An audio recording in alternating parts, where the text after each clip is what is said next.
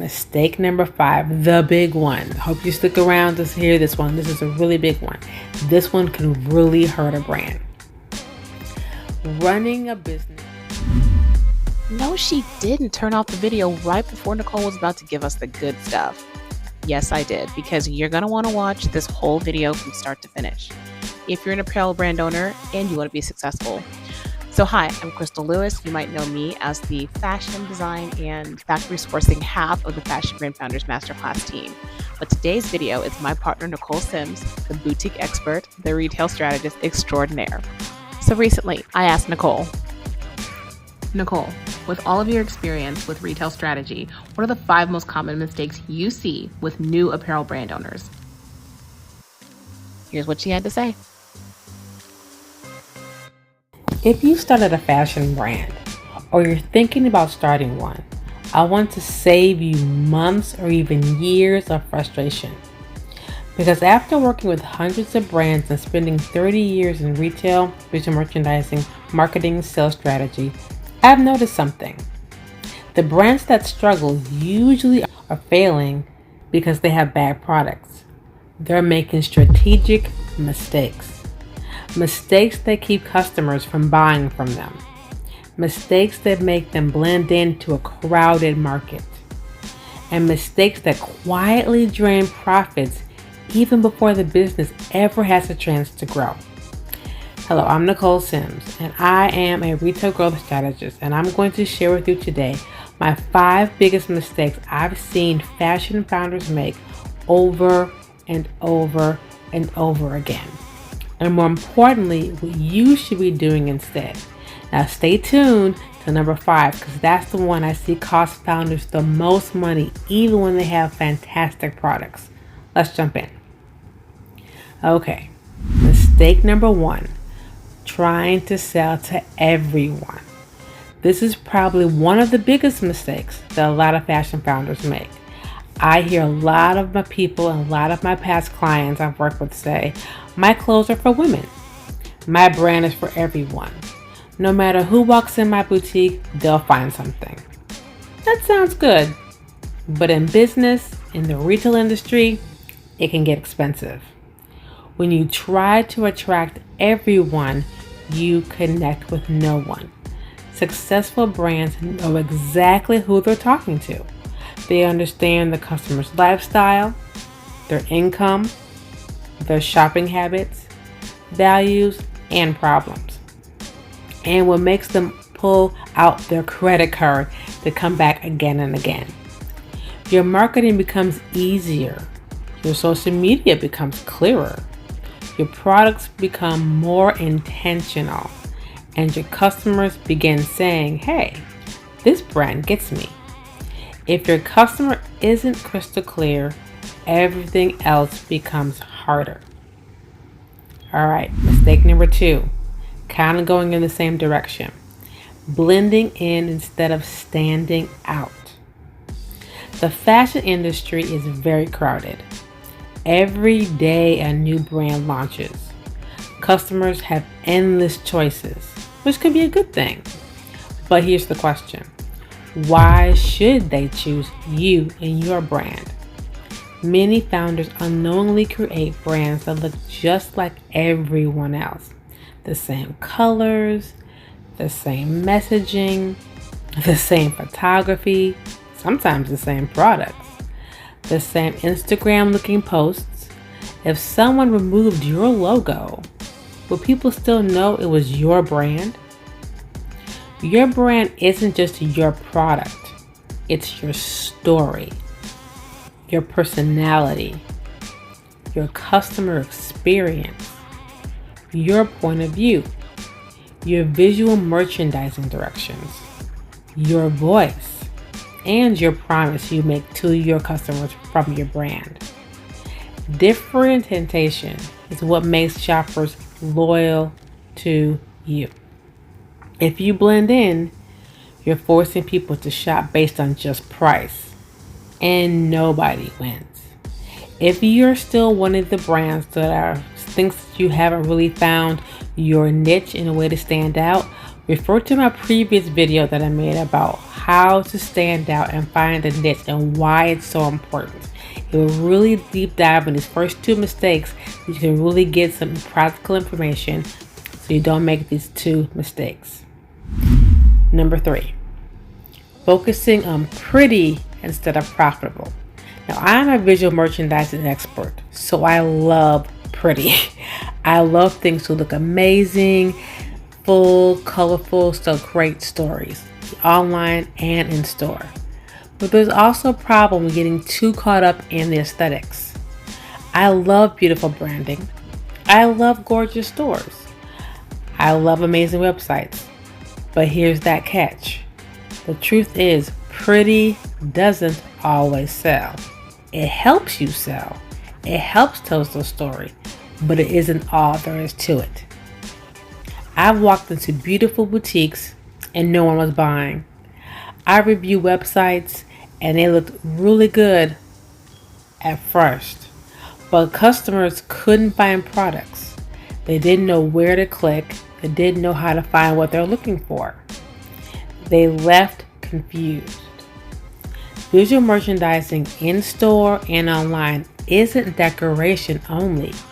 It's a strategy.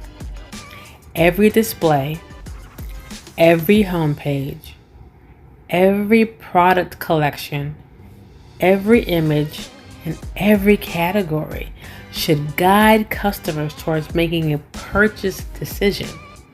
So ask yourself, does my website make shopping easy? Is my flow or my fixture setup in my store easy to navigate through? Can customers quickly understand what I sell? Is my best product easy to find? Am I telling a compelling story? Or am I just displaying products? Beauty should support your sales, not replace them. All right, mistake number 4. This is a big one. Marketing only when sales slow down. And I see this a lot. I have a lot of clients who didn't understand the power of marketing or really didn't understand what marketing really was. They all put it in one category, posting on social media.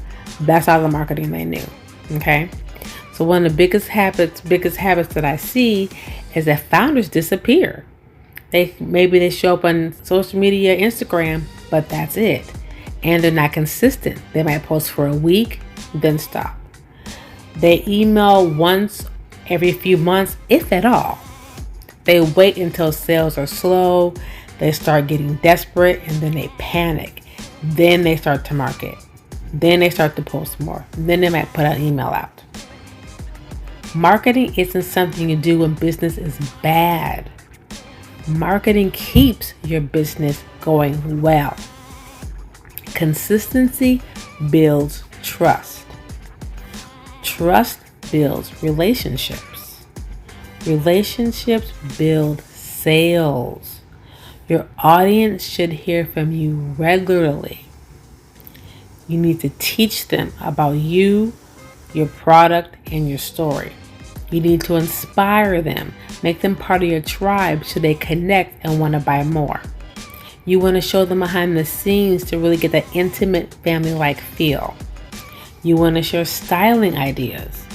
Explain why your product matters. Celebrate your customers. Call them out. Tell more stories. People buy from brands they remember, not brands that just try to sell them something. And they remember brands that consistently show up. This is key. Consistently show up.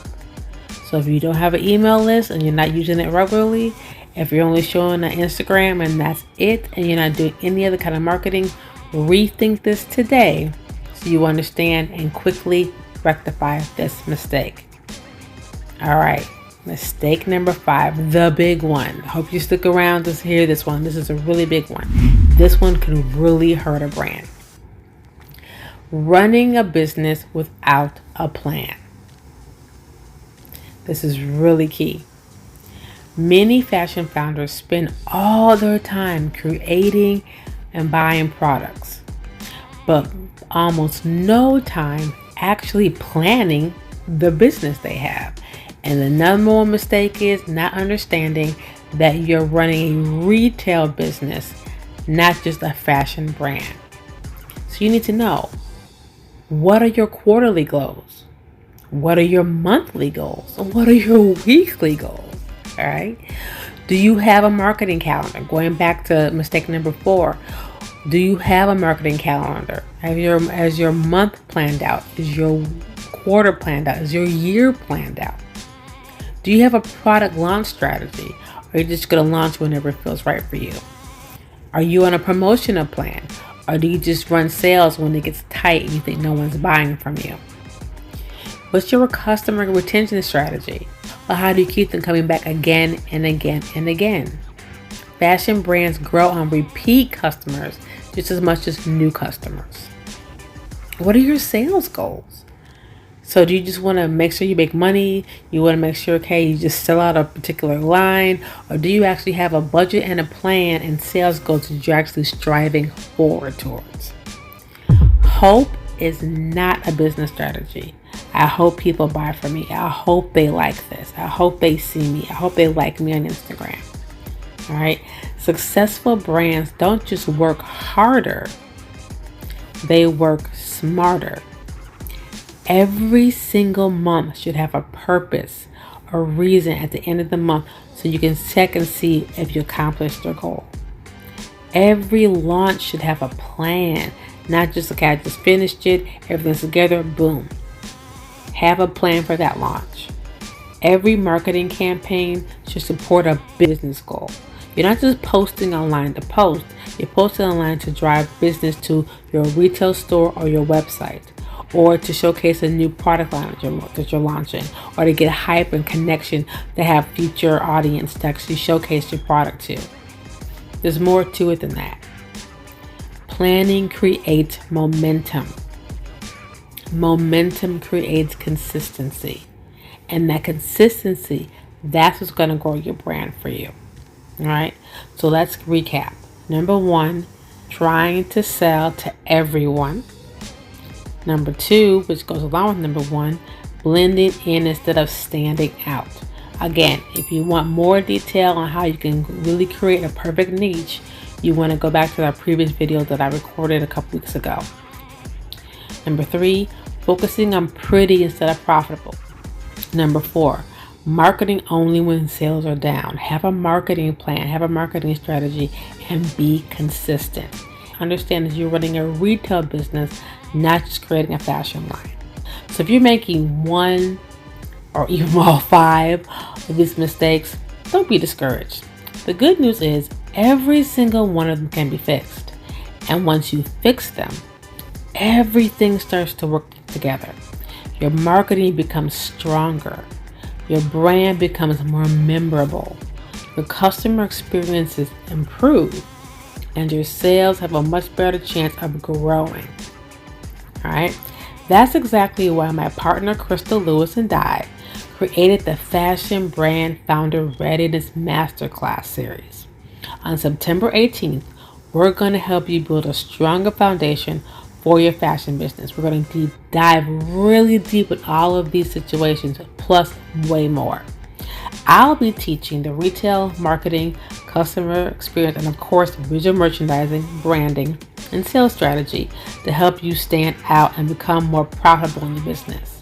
Crystal will guide you through the product development, production side, manufacturing, tech packs, designing to have a successful fashion brand so you can gain insight to both the business and operational aspects of launching and growing your own brand.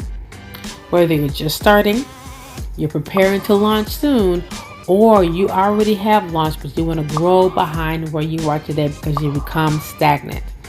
This masterclass is designed to help you avoid costly mistakes and move forward with confidence.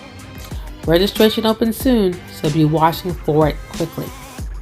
And before you go, I'll put together a free resource for you down below in the description So how to differentiate your brand. It's going to give you all kinds of ways of checklists to make sure that you're avoiding mistakes, number one, number two, so you can move forward knowing that you really are dialed in and knowing your customer. And you have a strong brand from the get-go. And if you found this video helpful, please give it a thumbs up. Please subscribe to our channel and share with another fashion founder you think will need to hear this.